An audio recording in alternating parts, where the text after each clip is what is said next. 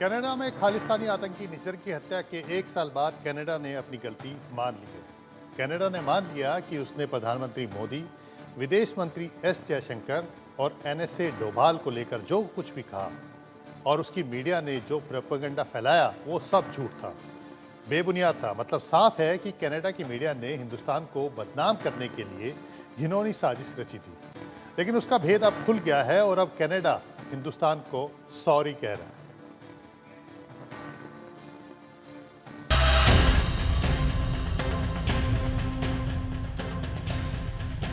Canada की सारी अकड़, सारी हेकड़ी, सारी हनक रफू चक्कर हो गई।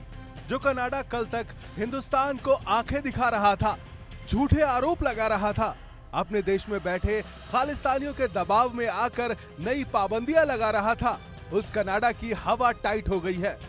कनाडा को उसके प्रधानमंत्री जस्टिन ट्रूडो को समझ आ चुका है हिंदुस्तान से टकराने का सिर्फ और सिर्फ एक ही मतलब है, और वो है खुद की बर्बादी। अपने देश में मारे गए जिस खालिस्तानी आतंकी की मौत पर ट्रूडो कल तक आंसू बहा रहे थे, प्रधानमंत्री मोदी से लेकर गृह मंत्री अमित शाह और एनएसए डोभाल का नाम घसीट रहे थे, उन ट्रूडो के तेवर अब नरम पड़ चुके हैं। वो जस्टिन ट्रूडो अब सॉरी बोल रहे हैं। कनाडा सरकार ने उन मीडिया रिपोर्ट्स को खारिज किया है जिनमें कहा गया प्रधानमंत्री मोदी को खालिस्तानी आतंकी हरदीप सिंह निज्जर की हत्या की प्लानिंग की जानकारी थी। कनाडा ने मान लिया है प्रधानमंत्री नरेंद्र मोदी, विदेश मंत्री एस जयशंकर और राष्ट्रीय सुरक्षा सलाहकार अजीत डोभाल को कनाडा में किसी भी गंभीर आपराधिक गतिविधि से जोड़ने का उनके पास कोई सबूत नहीं है।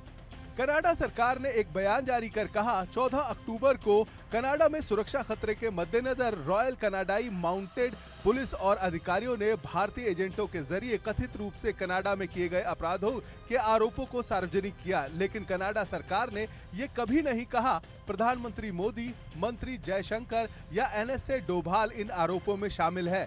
ऐसा कोई भी आरोप गलत और बेबुनियाद है।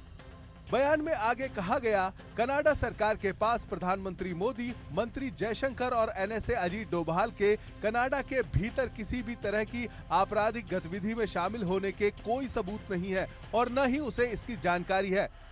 ट्रूडो सरकार की ये सफाई कनाडा के एक अखबार में छपी रिपोर्ट के उस दावे के बाद आई है जिसमें आरोप लगाया गया था कि निज्जर की हत्या की कथित साजिश भारत के शीर्ष नेताओं ने रची थी। कनाडा के ग्लोब एंड मेल अखबार की रिपोर्ट में कनाडाई सरकार के सूत्र के हवाले से यह दावा किया गया था कि खालिस्तान समर्थक आतंकी हरदीप सिंह निज्जर की हत्या के बारे में पीएम मोदी के साथ साथ विदेश मंत्री एस जयशंकर और भारतीय राष्ट्रीय सुरक्षा सलाहकार अजीत डोभाल भी इस बारे में जानते थे। हालांकि भारत ने इस पर कड़ा विरोध दर्ज कराया था। विदेश मंत्रालय के प्रवक्ता रणधीर जायसवाल ने कहा था, ये कनाडा का भारत को बदनाम करने वाला अभियान है और अब कनाडा की सफाई के बाद साफ हो गया है कि कनाडा के सारे आरोप हवा हवाई थे, उनमें कोई सच्चाई नहीं थी। कनाडा ने भारत जैसे विश्व के सबसे बड़े लोकतांत्रिक राष्ट्र के साथ, इंडो पैसिफिक रीजन की एक महाशक्ति के साथ और विश्व की सबसे तेज गति से बढ़ती हुई मेजर इकोनॉमी के साथ अपने संबंध खराब कर लिए हैं। और कनाडा के जस्टिन ट्रूडो, जाहिर है कि उन्होंने अपने संकीर्ण राजनीतिक स्वार्थों की सिद्धि के लिए, अपनी सत्ता लोलुपता की वजह से, अपनी अवसरवादिता की वजह से ये जो कदम उठाए। और लेकिन अब फिर से जो इस तरीके के बयानों में वो परिवर्तन आ रहा है, वो उनकी सत्ता लोलुपता, उनकी अवसरवादिता को दर्शाता है। 18 जून 2023 की शाम को सरे शहर के एक गुरुद्वारे से निकलते समय निज्जर की गोली मारकर हत्या कर दी गई थी। कनाडा के प्रधानमंत्री ट्रूडो ने भारत सरकार पर निज्जर की हत्या में शामिल होने का आरोप लगाया था, जिसे भारत ने खारिज कर दिया था। इसके बाद दोनों देशों के आपसी रिश्तों में काफी तल्खी आ गई थी। तब विदेश मंत्री जयशंकर ने कहा था कि कनाडा उन लोगों को वीजा देता है जो भारत में वांटेड है। पंजाब में संगठित अपराधों से जुड़े लोगों का कनाडा में स्वागत किया जाता है। Number of gangland people, number of people with organized crime links from Punjab have been made welcome in Canada. We have been telling Canada, saying, look, these are wanted criminals from India. You have given them visas. They have come, many of them in false documentation. And yet you allow them to live there. If you decide to import for political purposes people with very dubious, actually very negative background, there will be issues. They have, in some cases, created problems in their own country as a result of their own policies. S Jaishankar के आरोप बेबुनियाद नहीं थे। जिस तरह Justin Trudeau खालिस्तानियों के support में खड़े थे, उससे साफ नजर आ रहा था कि वो अपनी कुर्सी बचाने के लिए सारा खेल खेल रहे हैं। कनाडा की संसद ने खालिस्तानी आतंकी हरदीप सिंह निज्जर की हत्या के 1 साल पूरे होने पर उसे श्रद्धांजलि दी थी। इसके लिए संसद में 1 मिनट का मौन भी रखा गया था। हाल में जब खालिस्तानियों ने हिंदुओं पर अटैक किया, तब भी ट्रूडो खामोश रहे थे, जिसका साफ इशारा ये था ट्रूडो खालिस्तानियों को खुश करना चाहते हैं ताकि उनकी कुर्सी बची रहे, उन्हें फंड मिलता रहे। कनाडा की सरकार के द्वारा ये जो बयान दिया गया है, एक अवश्य सकारात्मक बयान कहा जा सकता है, लेकिन जाहिर है कि जो अन्य आरोप भी कनाडा की सरकार के द्वारा लगाए गए हैं, यदि वो उन बयानों को भी अपने विचार मंथन में उसमें बदलाव करें और ये इस तरह के बेबुनियाद आरोपों को वापस लें और इसके लिए क्षमा मांगें, तो जाकर के भारत और कनाडा के संबंधों में कोई सामान्यीकरण आ सकता है। लेकिन सवाल यह है कि अचानक कनाडा के सुर कैसे बदल गए, ट्रूडो के तेवर कैसे नरम पड़ गए? क्यों कल तक हिंदुस्तान पर आरोपों की झड़ी लगाने वाला कनाडा अब सफाई देता फिर रहा है?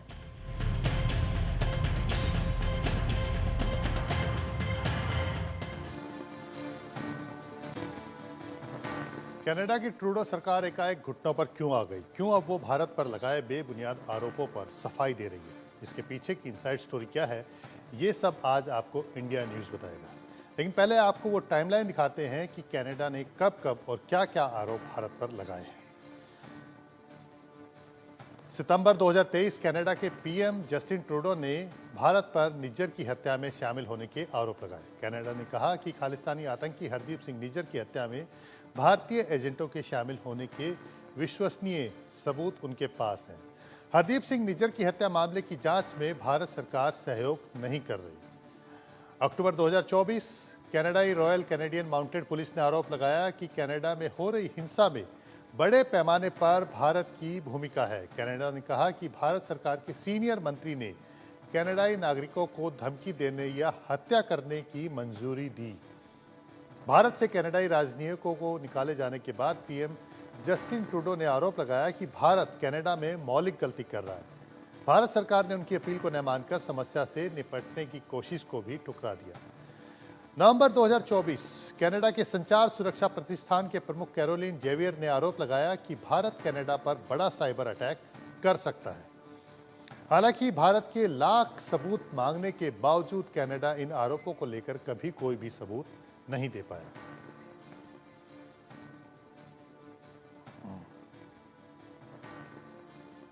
भारत और कनाडा के बीच संबंधों में काफी समय से जो तल्खी चली आ रही थी, अब उसमें कमी होने के आसार हैं।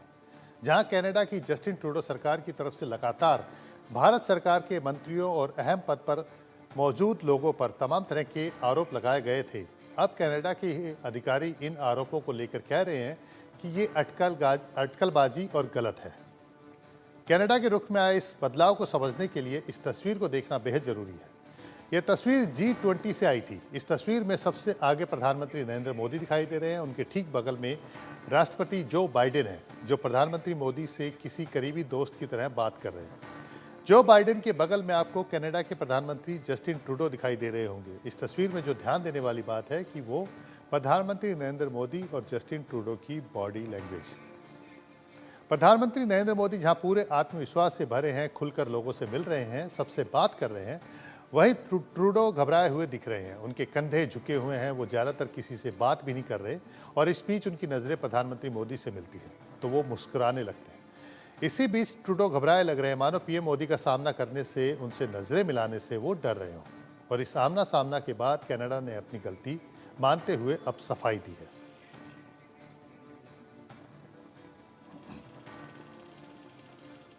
कनाडा को एक बार नहीं बल्कि कई बार भारत से लताड़ लग चुकी है। भारत ने कनाडा को हर मंच पर बेनकाब किया, हर मौके पर कड़ा जवाब दिया। इसकी कनाडा ने कभी कल्पना भी नहीं की होगी, सोचा भी नहीं होगा। दिवाली के मौके पर कनाडा में कई जगह हिंदुओं के कार्यक्रम रद्द होने पर भी भारत सरकार ने कनाडा की सरकार को घेरा था। साथ ही कनाडा में हिंदुओं पर लगातार हो रहे हमलों, हिंदू धर्मस्थलों पर हुए हमलों को लेकर भी कनाडा की सरकार के सामने आपत्ति जताई थी। कनाडा में हिंदू मंदिर पर हमले के बाद तो पीएम नरेंद्र मोदी ने खुद निंदा की थी। प्रधानमंत्री नरेंद्र मोदी ने एक्स पर पोस्ट कर लिखा था कि मैं कनाडा में एक हिंदू मंदिर पर जानबूझकर किए गए हमले की कड़ी निंदा करता हूं। हमारे राजनयिकों को डराने धमकाने की कायरतापूर्ण कोशिशें भी उतनी ही भयावह हैं। हिंसा के ऐसे कृत्य कभी भी माफ करने की भारत के संकल्प को कमजोर नहीं करेंगे। हम कनाडा सरकार से न्याय सुनिश्चित करने और कानून के शासन को बनाए रखने की उम्मीद करते हैं। इसके बाद दिवाली के दौरान एक कार्यक्रम को संबोधित करते हुए कनाडाई पीएम जस्टिन ट्रूडो ने माना था कि कनाडा में काफी लोग खालिस्तानी समर्थक हैं, लेकिन सारे नहीं। वैसे कनाडा को कई बार भारत की तरफ से किए गए हमलों और जवाब तलब करने की वजह से शर्मिंदा भी होना पड़ा है और इससे ट्रूडो सरकार की काफी किरकिरी हुई। उन्हें उनकी ही पार्टी का विरोध झेलना पड़ा। भारत लगातार सालों से कनाडा से इस बात का आग्रह करता रहा है कि वो अपनी धरती पर मौजूद खालिस्तानी समर्थक और भारत से भागे गैंगस्टर्स पर कार्रवाई करे, लेकिन कनाडा ने इससे साफ इनकार कर दिया था। कनाडा ने हमेशा कहा कि खालिस्तान का समर्थन करना लोगों की अभिव्यक्ति की स्वतंत्रता के अधिकार में आता है और उनकी सरकार इस पर कार्रवाई नहीं कर सकती। लेकिन ये भारत का ही दबाव है कि उसे गैंगस्टर अर्शदीप डल्ला को अब गिरफ्तार करना पड़ा। एक समय जस्टिन ट्रूडो खालिस्तानियों के समर्थन में इतने चूर हो गए थे कि उन्हें इस बात का एहसास भी नहीं था कि वो क्या फैसले ले रहे हैं और इन फैसलों का आगे चलकर असर क्या होगा। कनाडा ने अंतर्राष्ट्रीय छात्रों के लिए स्टूडेंट डायरेक्ट स्ट्रीम यानी एसडीएस वीज़ा कार्यक्रम को बंद कर दिया। इस वीज़ा के जरिए अंतर्राष्ट्रीय छात्रों को कनाडा में उच्च शिक्षा हासिल करने के लिए आसानी से एंट्री मिल जाती थी।